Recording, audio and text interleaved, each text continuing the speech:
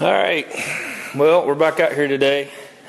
I piddled around with this the other night and located these frame rails, squared them this way and that and the whole thing, and then set me up some pins. What I did was welded plate, just a little extension onto the back of these, drilled me a hole after it was squared up and everything, drilled me a hole, and you can see put this under here. So just locating, also kind of way to lock them down. And so yeah, like that way they're not moving, because every time I throw that pan over here, the back end of them move around. I'm like, all right, I got to locate these to keep them from moving around too much. So that's what I did. It looks like it'll work out pretty good, and I can still get a wrench in here and just zip that out from underneath, so no big deal. Alright, what I'm going to do today, I'm just winging it. I'll probably piddle with this a little bit more, try to figure out what's going to happen there. Alright, if anybody's wondered how I've been doing all this, I'm talking about my laser and all that. Hopefully that'll show that laser line running down the center of that. What I've done is run it right down the center of this. I've got all the measurements. This is a Fisher body specs. Okay, this tells me exactly where everything needs to be, how far it is across here to here and there to there and the whole thing. So it's 44 7/8 from the center of this to the center of this.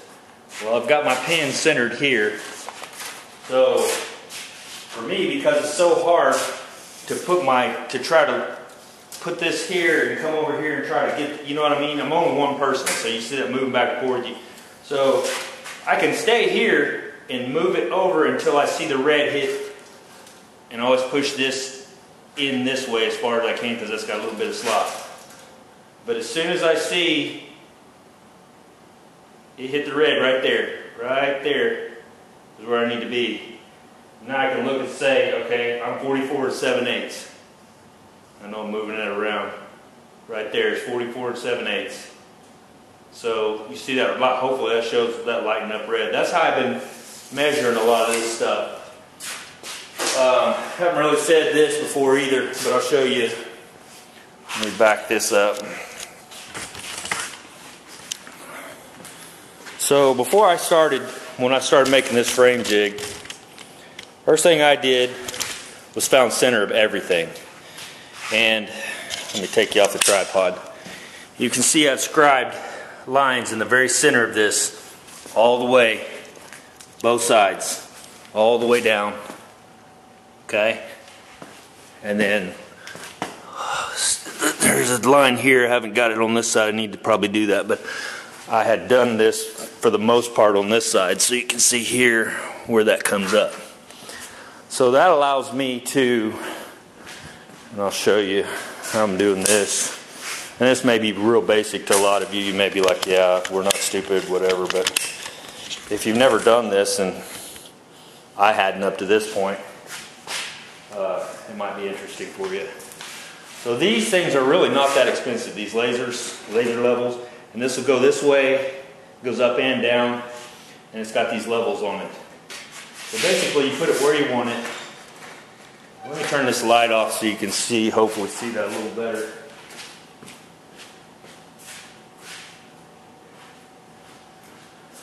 I don't know if that's going to help or not. So basically you get your level lined up where you're going to sit it, and then run your line. I run my lines right down the center of the whole deal and line it up right on the center of that. Make sure your levels, which my level is not.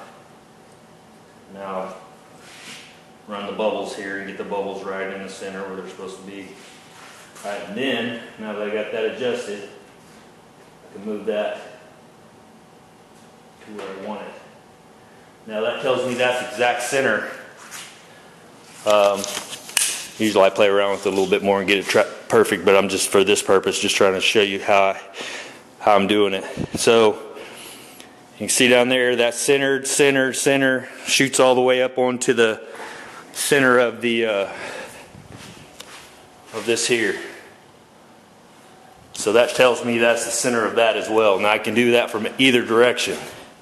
So everything that I do from here on out, finding the center of this jig, I made everything off the center of the jig. So everything from this point out to this point and out to that point is all run with that laser. Everything's measured out. Everything was squared with the square.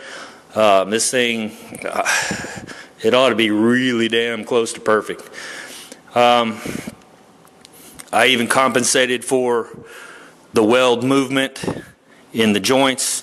Cocked it over that way when I welded on this side because I knew it was going to pull it back that direction.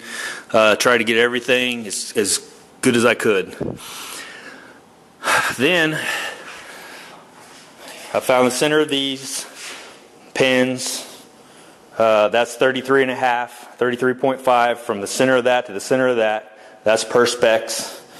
And then back here, like I said, this is 44 7/8 perspex. It's 42 7/8 from the center of this. So everything is lined up and locked down like it needs to be. Let's see, what else? So yeah, I was going to say, everything that I've done so far, I work off these center lines. Everything comes out, half of 33.5 comes out to that, same on that. So now everything I do off this car comes off my center lines. So if I stick with that, I should have everything perfectly square and off the center lines because I measure out from that direction. So right now this thing ought to be set up exactly like it needs to be. That thing is not. It's just sitting on there and it's a little bit, I don't know if I said this before, I probably did. But these come, so from my understanding, when they put these in the press or the die or whatever you want to call it, you got a flat piece of sheet metal. Well, it pushes that down in there. Well, that flat sheet metal doesn't really like that. It wants to stay flat. So you've got it in there, but when it comes back out, this is going to spring out a little bit. Well, that's what's happened, because when I first put this on this jig, and these are, I think, 44 9/16 from these pin to that pin, if I remember right. I could be wrong, but I think that's what it is. I had to actually squeeze this in to get them to drop down on the pins because this thing was still wanting to pop out like that. Well, that's causing me a few issues for the simple fact that it's still wanting to push out like that, so it's kind of distorted a little bit. So once I get everything in and get the floor pan in, I'll have to actually, this will be the last thing I actually get to where I pull it in to get all this stuff lined up, because like I said, as soon as I pull this up, it pops. It wants to move out. So be mindful of that when you're dealing with this, if you're trying to go off these factory locating points, because that will mess with your head a little bit. I know it did for mine. I sat there for I don't know how long going, what did I do wrong? And I remeasured, and I'm like, man, this thing's spot on according to the factory. Well, it's the aftermarket part wanting to spring itself back out. So what I had to do is flex it in and then bolt that down basically. And so now it stays, but as I bring it down onto the car, it'll actually fit down into place where it's supposed to, and it'll be where it needs to be. And then I'll actually have to pull this up and forward probably to get it to sit, because you can see it's kind of sitting down like that. It needs to be flexed up, okay? So it sits more like that. So anyway, I thought I'd share that with you. I was over picking up scrap steel. That's what I built this out of, was a lot of scrap steel. And the guy asked me what I was building, and I get that a lot. I go to Home Depot and I'll try to find something to make something, and they'll be like, well, what are you working on? I'm like, man, I'm working on a 68 Camaro, blah, blah, blah. And they're like, oh, well, I know. So usually I have to walk up and down the aisles to find what I'm trying to cobble together to get something to work or whatever. The same here. He's like, you're working on a frame jig? And I said, well, let me show you a picture. And so I showed him a picture of everything, what I was trying to do. He goes, would a laser help you? And I'm like, I don't know. I mean, why? What's going on? He goes, well, I got this laser that a buddy of mine gave me, and he said, I'll never use it. He said, I'll sell it to you if you want it. I was like, you got it in your, yeah. He goes, yeah, it's in my trunk. I'm like, all right. I said, I'll take a look at it. I don't know if it can help me or not. But, so I bought it. He charged me $20 for it. And it's not perfect. It's got a few little things, but whatever. $20. I thought, well, hell, I'll try it. So I bring it back home, and I get to lining stuff up. And I pulled this table out in the center, and I've got videos of it. And I put all the got everything leveled, put the bars up on that, made sure everything was level, and then got that laser out and shot it across there. And leveled it out and made sure everything was level across this way. Like I said, found center, shot the laser down, and I got to thinking, man, this is going to be very helpful. Well, the more I played with it, the more I thought, this thing is almost invaluable on this, because for one thing, like I said, when you're measuring something, if it's only you, it's hard to run a tape out like that to that line and know that you're right on it, because you have a tendency to want to wiggle and whatever. So I'm like, okay, that's about this far out. But with that laser, I can see it light the end of that up, so I know when I'm right dead on the money. So it actually is like a buddy helping me, you know what I mean? Ish. And it doesn't talk back, so that's a good thing too. Doesn't argue with you. So, anyway, yeah, I ended up making this video way long again, but I thought I'd take you through some just quick basics of how I've set this jig up, how I made it, and you know, it seems to be working really, really well. So I'm pretty proud of it, I guess you could say.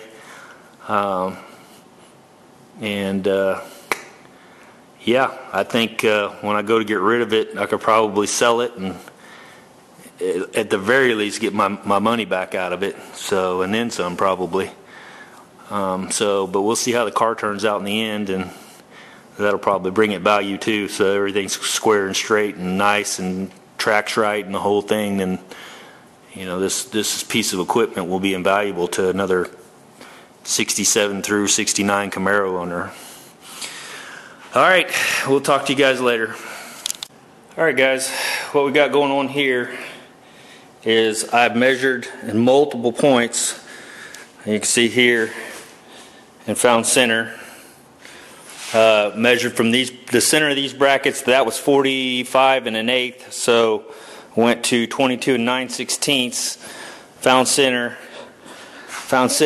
ran my laser over here, found center of this, which is marked up there, then also found center of that point. So then I squared my trunk pan onto the rails by lining the laser up with those points. Also, before I started, I lined the laser up. Like I said, the light is so light in here it's hard to tell what shows, but anyway, what I was showing you before, you might be able to see the center one. It hits every center on the frame jig, so it's lined up. It's freaking perfect because I can get it straight down the middle, each side, and it's fitting snug down on the rails. So that should be exactly where that needs to be. So where do I go from here? Well, all this, I didn't tell you this either. So once I broke that loose and cranked this thing down to meet the frame, that gap closed up significantly. Probably within, I don't know, it was pretty close. So what I ended up doing was just clamping it, and I probably need to get some light, turn the light on. But I ended up clamping it, you can see there, and it pulled that floor pan in down to that rail, or to the brace. So I will be able to weld that flush, which works for me perfect. And again, I may end up cutting that off for the mini tubs. I could be wrong, but I think it goes right down next to it.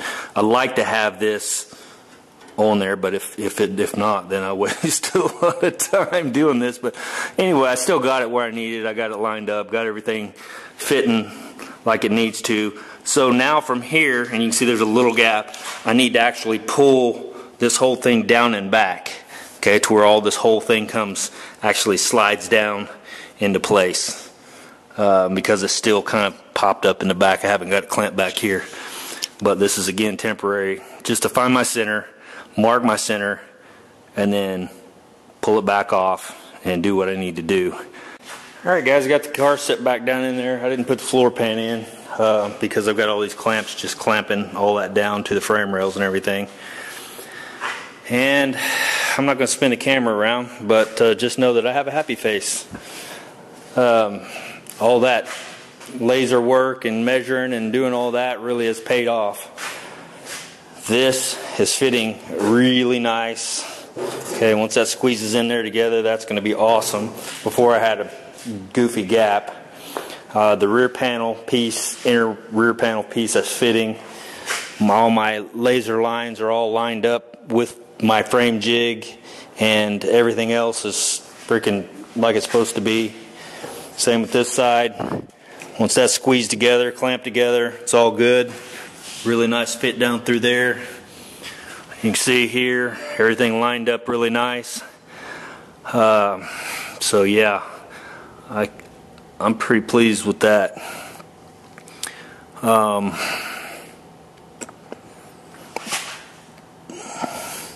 The way they made these frame rails, there's a dip here, and then it comes back up here, so it's lower here. For whatever reason, I'm going to guess I'm going to have to pull that trunk pan down, which is going to bow it down in the center, but I don't know that I don't know what that's for, the purpose, anything like that. I don't know. I need to look at my other one and see if it came like that, but pretty sure it did. But anyway, no big deal. But everything else is looking great. I'm really, really happy with it. So I'm thinking it's time to do some little 3/16 bolt holes like I did the front there, and get this thing all locked down into position. I'll look it over for another 20 minutes or so, make sure everything is just so. But yeah, I'm pretty pleased with that. So, all right, guys, that'll be it for now. All this stuff is in and in place like it's supposed to be. This piece where the gap was is clamped down, clamped in where it's supposed to be. Yeah, really, really happy. So, all right, see ya. All right. We had it all squared up and everything, and I thought, you know, it'd be a good time to go ahead and put these little 3/16 bolts in with nuts on the back side. You may be wondering what's up with the big giant washer. The way it's explained to me by Kevin. Now, basically what he was telling me is this extends your what would you call that? When you pull this down, it's going to pull. It's not going to pull in just like if you just took this head, it's going to put a dimple in it. This is extending the area out, so the force is in a wider area as it pulls it down. So when I'm pulling this down, it's not just going to put a little dimple right there. It's going to pull the whole pan down. Also, it's situated at where I want it, so I can continue when I take this off and put it back on, take it off, put it back on. They always go right back in the same places. Same on this side. Right through the frame rails, all the way through. I got a really long 3/16 bit. You can see there, I haven't got them tightened down, but I just kind of snugged them in there. But you can see what I got going on. So, yeah. What these are, I got these off eBay. These are fender washers. I've doubled them up. They're pretty strong, doubled up. Again, I don't even have a nut in that one, I don't think. Yeah. So there's what you got. Just drill through, put that in. Nut and washer on the back side. Probably have to be a small washer because there's not very much room in there. But yeah, crank that down and it'll help pull that down when you're welding. And of course, when you're done welding all your stuff, you come back and fill these in. Be done.